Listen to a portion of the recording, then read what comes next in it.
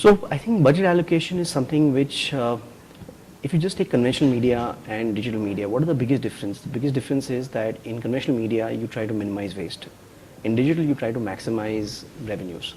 So when you maximize the efficiencies, what you do is that, okay, let's say you have a $100 budget, you allocate the budget based on what part of the spend is giving you maximum ROI. So if a certain keyword or a certain segment of audience is giving you maximum ROI, that's where you will spend your first end of the budget. But if your $100 gets exhausted in that entire segment, then so be it.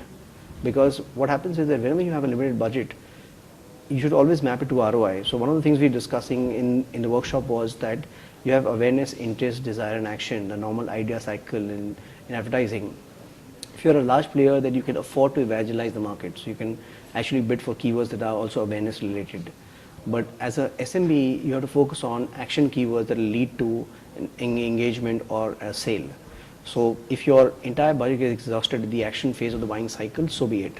So what I would recommend is that if you are a large player, then you can afford to bid on the entire range of the IDA cycle, the awareness, interest, desire, and action. But if you're an SMB, I think you start off your budget by spending most of your budget on the action phase of the buying cycle. If you have any budget that's left over, then you go to the desire phase and the interest phase and the awareness phase. So that is a broad bird's eye strategy that I would recommend to SMBs.